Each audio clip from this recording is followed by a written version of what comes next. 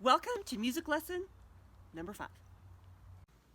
All right, we're going to learn another warm-up that's a little bit more like a song than just a regular warm-up, but it's still in the warm-up category. So if you want to listen to this and maybe even learn a part of it, then when we get together in person, we'll be able to sing it all together without taking a lot of time to learn the parts. So I'm going to go through all 4 parts individually, and then I will have my family join me, and we'll do it all together so you can see how it goes. It's called Great Day. The words for the most part are great day, and the sun is shining. The sun's going to shine on everyone. Okay? The first part would be what I would envision the boys singing, the men. And it goes like this. Doom, doom, doom, tss, tss, tss. Doom, doom, doom, tss, tss, tss. Doom, doom, doom, tss, tss, tss. The sun's gonna shine on everyone. The next part, great day, great day. Starting there, 1, 2, ready, and great day. Great day and the sun is shining. Great day. The sun's gonna shine on everyone. The next layer up. Starting here. And 1. Great day. The sun is shining on me. Great day. The sun is shining on me. Great day. The sun is shining on, the sun's gonna shine on everyone. And the last part, the part that probably goes on top, probably the sopranos, although it could be the altos. It's a little bit of the jazzy part of it. And there's your note. 3, 4, 1. Shine down, shine on me, won't you? Shine down, shine on me, won't you? Shine down, shine on me. The sun's gonna shine on everyone. And there's the 4 parts. All right, here we go. I'm essential. Everybody! Here we go. 1, 2, 3, 4. Doom, doom, doom. Tss, tss, tss. Doom, doom, doom. Tss, tss, tss. Doom, doom, doom. Tss, tss, tss. The sun's gonna shine on everyone. Great day. Tss, tss, tss. Great day and the sun is shining. Great day. Tss, tss, tss. The sun's gonna shine on everyone. Great day. Doom, The sun is shining on me. doom, Great day and the doom, sun is shining on me. Great day. doom. The sun is shining on, the sun's gonna shine on everyone. Great day, the sun is shining on you. Great day, the sun is shining on you. Great day, the sun is shining on, the sun's gonna shine on everyone. In this lesson, we're going to review some of the things that you've already learned: scales, major and minor, as well as tonal patterns. Then we're going to move on to some slightly more complicated patterns. As lessons go on, these will get more and more complex. In the next lesson, we'll introduce you to rhythm patterns, and then we'll start putting everything together, and before you know it, you'll be reading music. We'll start with the major scale, which hopefully you're getting pretty used to by now. Here is Do. Do. 1, 2, ready, go. Do, re, mi, fa, sol, la, ti, do, ti, la, sol, fa, mi, re, do. Great! Let's also review the steps that make up our major scale. Remember that we had whole steps and half steps. There's a whole step between Do and Re, between Re and Mi, then a half step between Mi and Fa, whole steps between Fa and So and La and Ti, and then a half step between Ti and Do. Next, remember how we shifted everything down to make a minor scale. When we sing in minor, we go from la to la. The whole steps and half steps, however, stay between the same solfege names. So half steps are still between mi and fa, and ti and do, and whole steps are everywhere else. Let's sing through that minor scale. Here is la, la. 1, 2, ready, go. La, ti, do, re, mi, fa, sol, la, sol, fa, mi, re, do, ti, la. If you remember from lesson 2, we did a little game, playing sounds and you choosing whether they were major or minor. Let's do that one more time to review those sound types. Listen to these short audio clips and decide if what you hear is major or minor.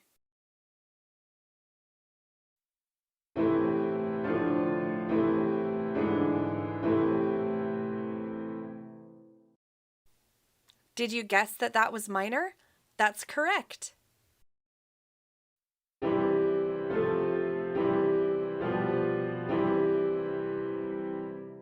Yes, that was a major sound.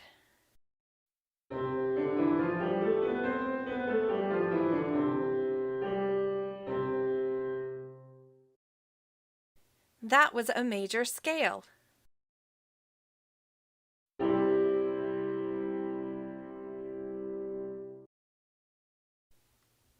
If you thought that was a major sound, you got it right.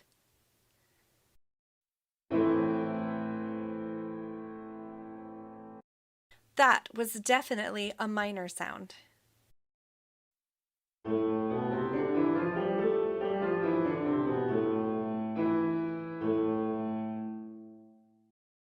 That was a minor scale. Awesome! You are doing great. The last thing that we're going to do in this lesson is tonal patterns. Some of these you've done before, and some of these will be new. As always, I'll go first with the red circles, and then you follow, singing along to the blue circles.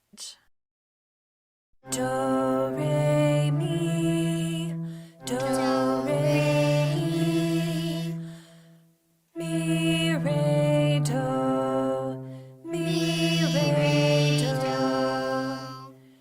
do, re, do, do, re, do,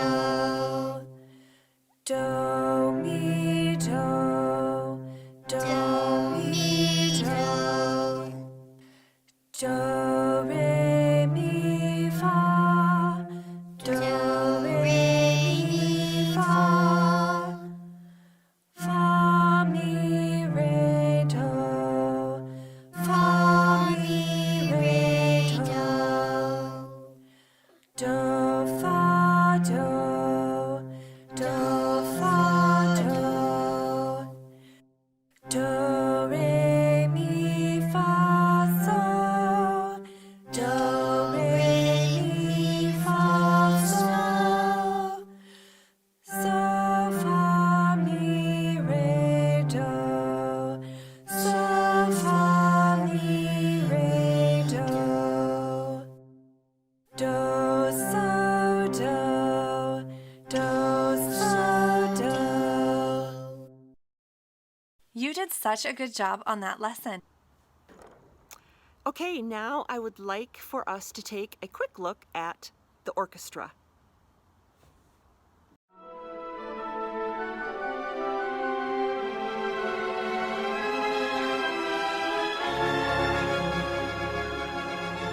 Welcome to the Indianapolis Symphony Orchestra. This orchestra is composed of over 70 musicians who have studied and practiced for years to be able to bring music to life for an audience like you. While every instrument has a unique role in the creation of a piece of music, there are groups of instruments within the orchestra that share traits, such as what they're made of or how they make sound. The instruments you see on stage when the orchestra performs are groups that we call families.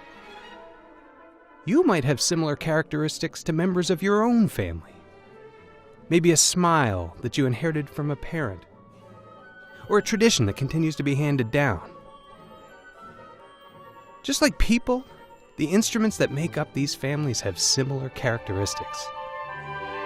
We're focusing on instruments commonly seen in a modern symphony orchestra, such as the Indianapolis Symphony Orchestra. Instruments have been found in cave paintings and artwork in Egyptian tombs, which show us what instruments looked like at that time. Modern instruments are only hundreds of years old, but are based on those original instruments from long ago. We generally think of them as four families: the woodwind family,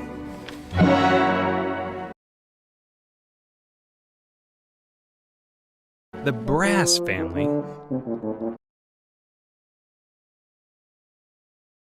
the string family,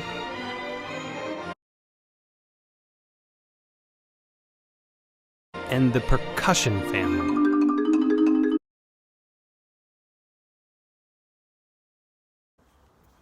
So the string family is the largest group of instruments in an orchestra. The strings are what makes an orchestra an orchestra. I played in a band most of my high school and college days, and a band doesn't have the string players. A band is made up of woodwinds, brass, and percussion, and no strings.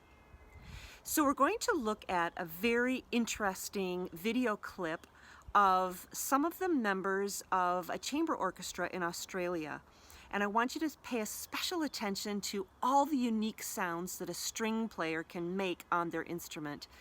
I found it really interesting, and I've been a musician for years. So I want to share it with you as part of our just looking a little bit at an orchestra.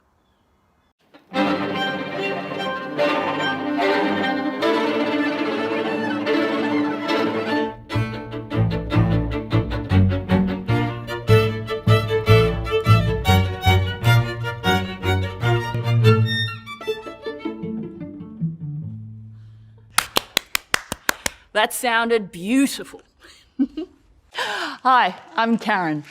I'm at the Sydney Opera House on set with some of the members of the Australian Chamber Orchestra. We're here to learn more about how music can tell this story. There's a C in my bedroom. Hi, everyone. Hang on. You're an orchestra, but there's only 5 of you. Ah, you might be thinking of a full-size symphony orchestra, which has 4 instrument families in it. So strings, just like us, and then also woodwind, brass, and percussion. So that's a really large group.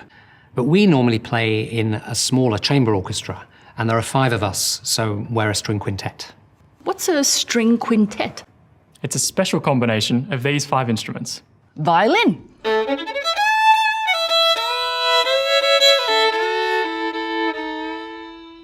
Viola.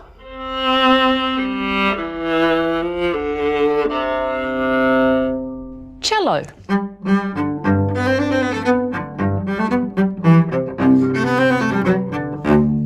Double bass.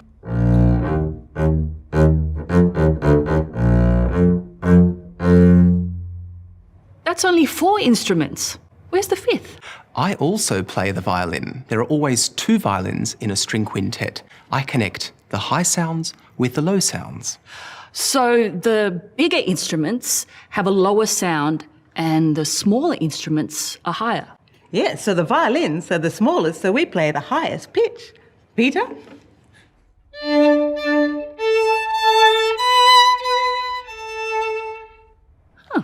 The viola is a little bit bigger than the violin, so the sound is a little lower.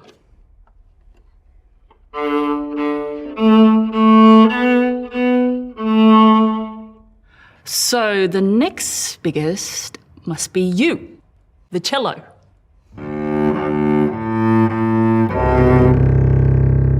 Whoa, that is low. The double bass has the longest and thickest strings of any instrument in the string family, which makes it the lowest sounding in pitch. So can I hear you play all together again?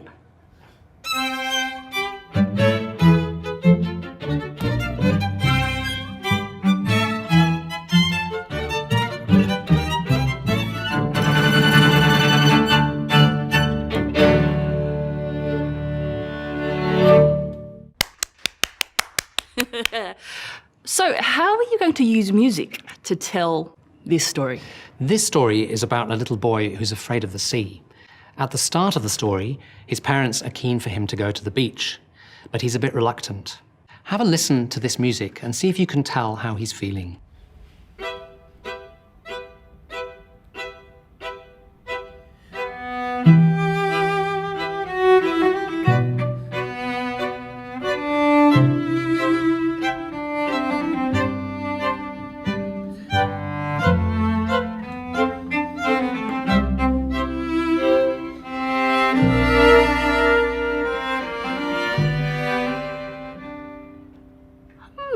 It's a bit slow and sad. Yes, you're right. It is sad. In this music, the cello has the theme, and it's in the minor key, which makes it seem sad. But at the end of the story, the boy isn't scared of the beach anymore. Have a listen to how the music changes.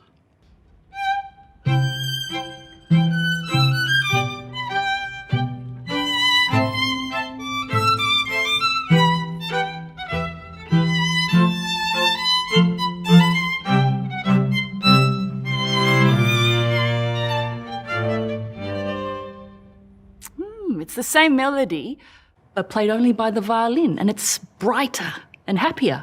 Karen, why don't you close your eyes and tell us what you think is happening in this music?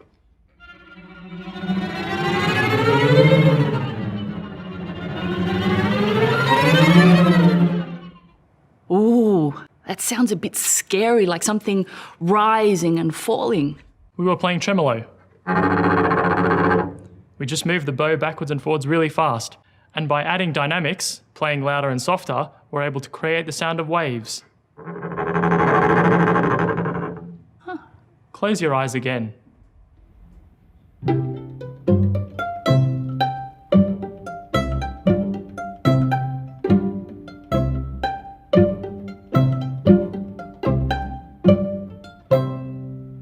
Ooh, that's a very different sound. It's like it's short and plucky. Instead of using our bows, I can pluck the strings with my finger. It's called pizzicato. In that part of the story, the boy was collecting seashells. Oh, I can hear that. What do you think this is?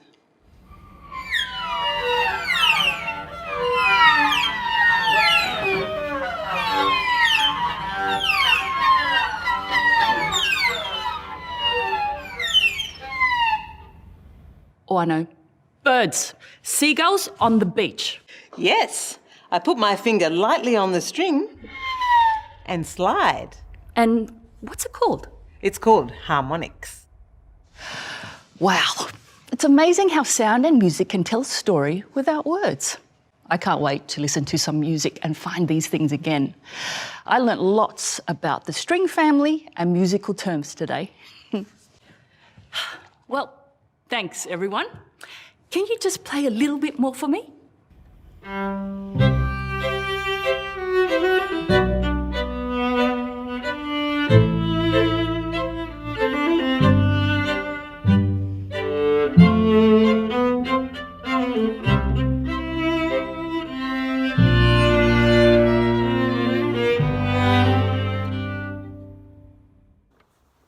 And now to close our time together, I want you to hear a choir singing Hashivenu, which is the song that we learned last week. It's a song that I do want to eventually sing at River Tree. So I hope you enjoy this performance. See you next week. Oh